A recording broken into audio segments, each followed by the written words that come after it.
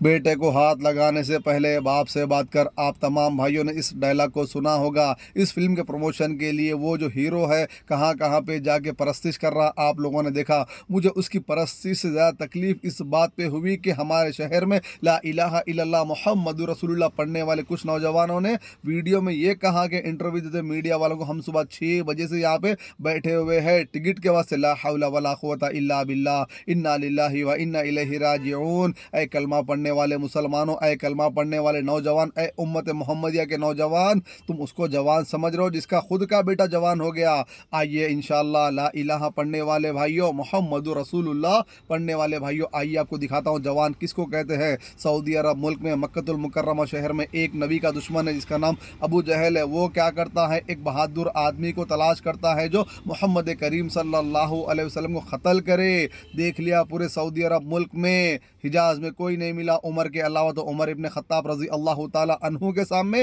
اپنی بات کو رکھا، کہنے لگا اے عمر رضی اللہ تعالی عنہ، یہ محمد ہے عبداللہ کا بیٹا، اگر اس کو تم قتل کر دو گے تو تم جو چاہو گے تمہیں دیا جائے گا، سرخ خون دیے جائیں گے، بہت سے تحفے تحائف دیے جائیں گے۔ جیسے ہی دونوں میں بات چیت ہوتی ہے ابو جہل اور عمر ابن خطاب رضی اللہ تعالی عنہ میں، عمر ابن خطاب رضی اللہ تعالی عنہ اپنے ہاتھ میں تلوار لے کے نکلتے ہیں۔ صحابہ اکرام رضوان اللہ علیہم اجمعین کا ایک گروپ وہاں پہ بیٹھا ہوا ہے، گروپ کے ساتھ میں کون بیٹھے، سید الشہداء امیر حمزہ رضی اللہ تعالی عنہ بیٹھے ہوئے ہیں۔ ساتھیوں نے کہا اے حمزہ دیکھیے عمر تلوار لے کر تیز تیز آ رہا ہے، تو امیر حمزہ نے کہا رضی اللہ تعالی عنہ آنے دو، عمر کو آنے دو، اگر اللہ کی قسم عمر اچھی نیت سے آ رہا تو عمر کا استقبال کیا جائے گا، اگر عمر محمد کو تکلیف دینے کی نیت سے آ رہا تو اللہ کی قسم تلوار بھی عمر کی رہے گی، گردن بھی عمر کی رہے گی۔ یہ ہوتی محمد رسول اللہ صلی اللہ علیہ وسلم سے ایمان والوں کی محبت۔ جیسے ہی عمر ابن خطاب رضی اللہ تعالی عنہ محمد کریم صلی اللہ علیہ وسلم کے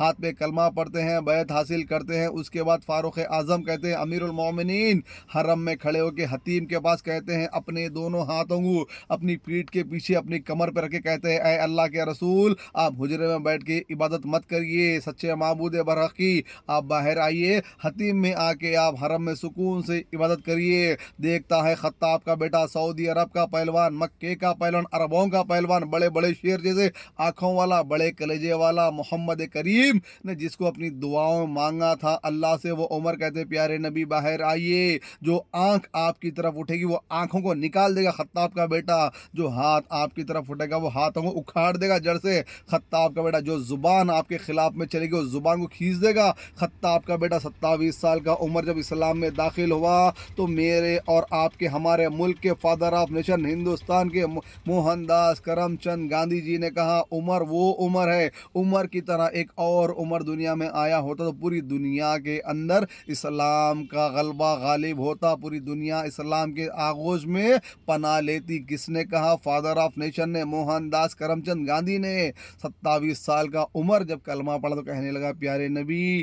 آئیے، خطاب کا بیٹا آپ کا باڈی گارڈ بن کے آپ کی سیفٹی سلامتی کے لیے کھڑا ہوا ہے، آپ آئیے۔ ہجرت کا ٹائم سب نے اپنے اپنے طریقے ہجرت کی۔ فاروق اعظم نے کہا میں ہجرت کر رہا ہوں، مکہ سے مدینہ جا رہا ہوں، کوئی اگر عورت بیوہ ہونا چاہ رہی اپنے شوہر کو بھیج دے، کوئی ماں اگر بے اولاد ہونا چاہ رہی اپنے بیٹے کو بھیج دے، کوئی بچے اگر یتیم ہونا چاہ رہے اپنے باپ کو بھیج دے۔ اپنے اونٹ یا اونٹنی پہ گھنگرو باندھ کے سگنل دے کے جانے والے کا نام عمر ہے۔ 27 سال کا عمر، مومن ویسے ہوتے۔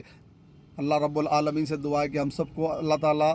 محمد کریم سے محبت کرنے والا بنائے۔ السلام علیکم ورحمۃ اللہ وبرکاتہ۔